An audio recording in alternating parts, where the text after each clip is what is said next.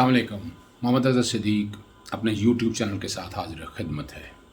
बातें तो करने को बहुत सी होती है, लेकिन सिलेक्ट की जाती हैं किस इशू पे बात करनी है। सुबह वीलॉग नहीं अपलोड हो सका चूँकि मैं आज कराची में था। कराची में नैब कोर्ट में एक हेयरिंग थी और यहाँ दोस्तों से मुलाकात होनी थी, यहाँ के हालात और वाक़यात पता लगने थे। और जो बात मैं पहले कह चुका था, शायद गवर्नर सिंध जो है ना, उसकी तब्दीली के हवाले से कुछ हवा चल रही है यहाँ पर। क्या फ़ैसला होता है वो अलहदा इशू है। मेरा ख़्याल है कि शायद आने वाले दौर में गवर्नर शायद चारों ही बदलने पड़ें, या 2 बदलने पड़ें या 3 पड़ें। लेकिन यह ख़बर मैं दे रहा हूँ कि आने वाले दिनों में गवर्नर्स की पॉसिबिलिटी है चेंज होने के कॉन्टेक्स्ट में। कौन कौन नाम होते हैं नाम मुझे पता है, लेकिन फिर किसी वक्त दूसरे वीलॉग में मैं इसका ज़िक्र करूँगा आपके सामने। अभी आपके सामने जो इशू है, सबसे अहम इशू है जिस पर मुझे बहुत ज़्यादा इनपुट आई और ये सारे हालात और वाक़यात सारे सामने आए। मैं कोशिश करूँगा कि वो चीज़ें सारी बैकग्राउंड पे चलते रहें कि यूसुफ रज़ाक गिलानी की अब जो रेमेडीज़ अभी हैं, मिसाल के तौर पर अभी वो क्या क्या हैं और क्या कुछ हो सकता है। मैं इलेक्शन कमीशन के पास जो सेक्शन 9 की पावर है बड़ा क्लियरली बता चुका हूँ। अंदराज मुकदमा के कॉन्टेक्स्ट में भी मैं बता चुका हूँ। सेक्शन 167, सेक्शन 168, सेक्शन 170, सज़ा के हवाले सेक्शन 172 भी बता चुका हूँ। अभी तक इलेक्शन कमीशन ने अभी तक कोई पर्चा दर्ज नहीं किया और इसके ऊपर इसकी इन्वेस्टिगेशन या इंक्वायरी, ये इशू है फौजदारी प्रोसीडिंग के कॉन्टेक्स्ट में। इलेक्शन अब हो चुके हैं, वोट सामने आ चुके हैं, पर्चा दर्ज होना है, इन्वेस्टिगेशन या इंक्वायरी के बाद पर्चा खारिज कर दीजिएगा। सेक्शन 154 मैं चाहूँगा कि बैकग्राउंड पे वो भी चल सके कि अंदराज मुकदमा की सिर्फ एक इन्फॉर्मेशन आनी है, उस पर पर्चा दर्ज होना है। और मेरे जहाँ तक ज़ाती राय है, इसमें पीटीआई की तरफ से कोई एप्लीकेशन जानी चाहिए अंदराज मुकदमा की बाकायदा इलेक्शन कमीशन के सामने कि वो इस पर मुकदमा दर्ज करें और इस प्रोसीडिंग को आगे लेकर चलें। अब ये डिपेंड करता है उस पर क्या करते हैं या क्या लाएमल तय होता है, लेकिन ये अंदराज मुकदमा बनता है। देखिए, इन्वेस्टिगेशन इंक्वायरी में सारी आ जाएगी, पर्चा खारिज हो सकता है, लेकिन ये नहीं है कि कोई दरख्वास्त आए और आप खामोशी से बैठे रहे और उस पर कार्रवाई ना करें। अभी इलेक्शन कमीशन ने अभी तक फ़िलहाल कार्रवाई नहीं करी। मेरी ज़ाती राय के मुताबिक अंदराज मुकदमा की यहाँ एक दरख्वास्त जानी चाहिए कि ये करप्शन और करप्ट प्रैक्टिस हुई हैं अली हैदर गिलानी के कॉन्टेक्स्ट में, मरियम नवाज साहब के हवाले से, और इनके नॉमिनेट करके बाकायदा दरख्वास्त देनी चाहिए ताकि अंदराज मुकदमा हो सके और इनकी गिरफ्तारियाँ मुमकिन हो सके। वो अलग बात है, इलेक्शन कमीशन ने ये इस्तगासा दायर करना है, लेकिन आप ये एप्लीकेशन दे देनी चाहिए इलेक्शन कमीशन के कॉन्टेक्स्ट में और ये मुतासरा फरीक को देनी चाहिए। इन्फॉर्मेशन तो मैं दे चुका हूँ अपनी एप्लीकेशन के ज़रिए, लेकिन अभी तक उन पर कोई कार्रवाई नहीं हुई है। ये एक तकलीफ बात है, मेरे लिए भी एक तकलीफ बात है, बहरहाल आपके सामने रखना है। एक जो सवाल सारा पूछा गया, सेक्शन 156 का जिक्र आ रहा है इलेक्शन एक्ट 2017 का, वो भी बैकग्राउंड पे मैंने कहा वो चलेगा। वो सेक्शन 116 हुआ ना, वो 156 जो है वो इलेक्शन ट्राइब्यूनल के पास है। अभी सेक्शन 9 पे अगर कार्रवाई रहे, अगर वो तो तब है कि अगर यूसुफ रज़ाक गिलानी का नोटिफिकेशन जारी हो जाता है एज ए रिटर्न कैंडिडेट, तो उसके खिलाफ हफीज़ शेख जो है ना वो पटिशन दायर करते हैं, इलेक्शन पटिशन दायर करते हैं बिफोर इलेक्शन ट्राइब्यूनल। तो सेक्शन 156 का इस्तेमाल तब होना है, उसमें भी अपनी प्रोविजंस मौजूद हैं फौजदारी जराइम के कॉन्टेक्स्ट में और सारी क्लैरिटी के हवाले से, लेकिन वो इख्तियारात सारे वाने हैं। तो उसमें फिर एविडेंस उस तरह रिकॉर्ड होनी है जो जिक्र किया जा रहा है। इलेक्शन कमीशन सबूत मांग रहा है, अब जो सबूत मांग रहा है ये वहाँ उस स्टेज के ऊपर इलेक्शन ट्राइब्यूनल के पास सबूत देने होते हैं, वहाँ गुजरा होती है, क्रॉस एग्जामिन होना है। यहाँ वो प्राइमा फेसाई जो पैटर्न सेट किया है डस्का के इलेक्शन का, वही पैटर्न जो है ना यहाँ चलना चाहिए असूली तौर पर। लग रहा है वो शायद नहीं आ पाया, या हम कह नहीं पा रहे, या हम क्लैरिटी के साथ नहीं कह रहे। यहाँ जो इलेक्शन कमीशन के पास जो मामला पेंडिंग पड़ा हुआ है वो नोटिफिकेशन रिकवाने के हवाले से और इलेक्शन कलादम करा, वो सेक्शन 9 के तहत इलेक्शन कमीशन को इख्तियार मौजूद है। वीडियोज़ और स्टेटमेंट सारी वो काफ़ी है प्रामा फिशाई है, मैं मुख्तलिफ टीवी चैनल्स पे भी कह चुका हूँ, अपने वीलॉग में भी कह चुका हूँ। तो वो रेमेडी उन्हें लेनी चाहिए। दूसरी रेमेडी जब मुझे पूछा गया, वो ख़तरनाक रेमेडीज़ हैं।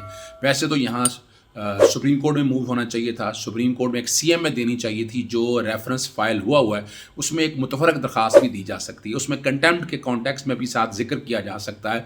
अगर कोई दरख्वास्त अगर आती है, मिसाल कोई भी फ्रीक इसमें पीटीआई के कॉन्टेक्स्ट में देता है, तो सुप्रीम कोर्ट के सामने रखता है कि ये ऑर्डर था आपका, आपने कहा था कि करप्शन एंड करप्ट प्रैक्टिस रोकनी है, आइडेंटिफाइबल वोट, यानी वो उस कॉन्टेक्स्ट में कि बैलेट पेपर जो होने के बाद हो जाता है, और वो जो एप्रीहेंशन सी मुतनाज़म नुमाइंदगी के हवाले से वो बड़ी वाज़ेह तौर पर नज़र आ गई हैं और रिकॉर्ड के ऊपर एक एक चीज़ यहाँ है।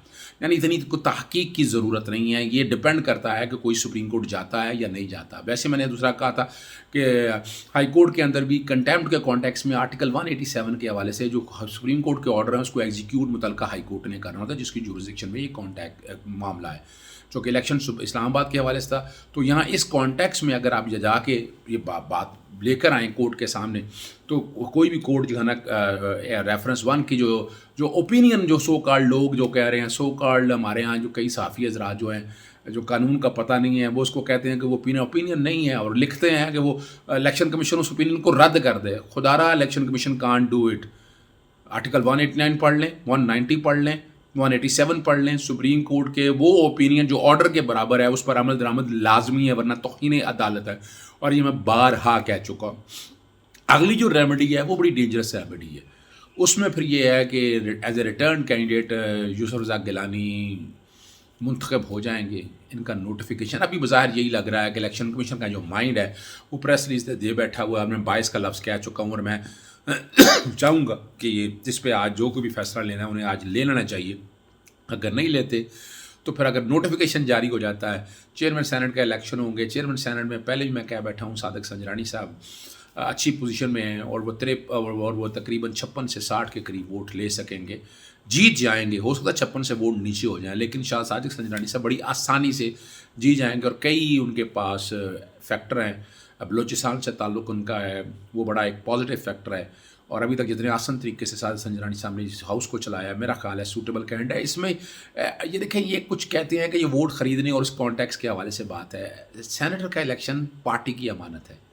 अब चेयरमैन या डिप्टी चेयरमैन का सेनेट वो होना ही खुफिया है, वो खुफिया होना है। और ये हवा में बात चलाई जाती है, आएँ आकर कर लें, उसको ओपन बैलेट के ज़रिए करें। आइन तोड़ रहे हैं आप, बड़े लोग जिक्र कर रहे हैं, अभी आइन तोड़ रहे हैं आप। आपके कहने से थोड़ा होना है, कहने से तो आप आइन तोड़ेंगे आप।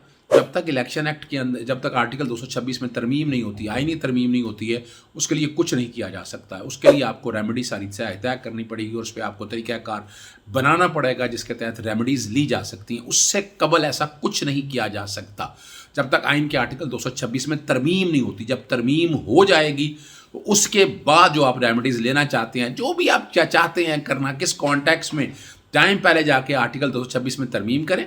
तरमीम करने के बाद अगर चेयरमैन डिप्टी चेयरमैन का इलेक्शन आप ओपन बैलेट से ओपन से करना चाहते हैं तो आप कर सकते हैं, लेकिन अभी नहीं हो सकता है। और मैं वापस उस पॉइंट की तरफ आऊँगा।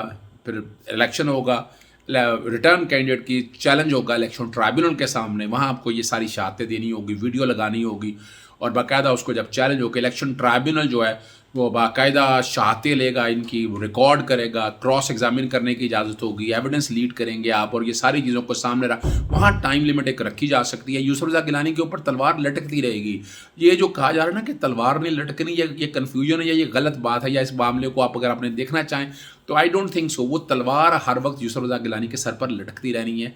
अगर हफीज़ शेख साहब इसको चैलेंज करेंगे इलेक्शन ट्राइब्यूनल के सामने, इलेक्शन ट्राइब्यूनल की पावर ज़रा वास्ट होंगी, वो बड़ा और उसके रेप्लिकेशन बड़े ख़तरनाक हो सकते हैं। फिर वहाँ इलेक्शन ट्राइब्यूनल फिर ये सारी चीज़ों को सामने रख के इन चीज़ों पर तहकीक करने के बाद, यानी बाकायदा एक कोर्ट के तौर पर किरदार अदा करने के बाद, एविडेंस लीड होने के बाद और सारी चीज़ें शहादतें रिकॉर्ड होने के बाद उस पर बाकायदा जो इलेक्शन है वो वाइड डिक्लेयर कर सकता है और री इलेक्शन की बात हो सकती है।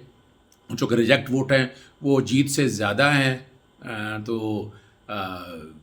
इसमें तो बड़े केसला मौजूद है। मैं उस केसला का भी जिक्र करने की बात नहीं करूँगा। मैं तो आपके सामने हालात और वाक़या सामने रखने हैं जिससे आपके लिए आसानी हो सके और आप आसानी से चीज़ों को समझ सकें। कोई इतना मुश्किल रॉकेट साइंस नहीं है। बारहा दोस्तों ने कहा, बारहा मेरे चाहने वालों ने, नाजरीन ने फ़ोन के ज़रिए, ओवरसीज़ पाकिस्तानी का बहुत कंसर्न है, वहाँ ये सवाल उठाए तो मैंने आज कोशिश की है उन चीज़ों का मैं जवाब दे सकूँ। चैनल सब्सक्राइब करते रहें, बेल आइकॉन ज़रूर क्लिक कीजिएगा ताकि आप तक लेटेस्ट इन्फॉर्मेशन पहुँच जाए।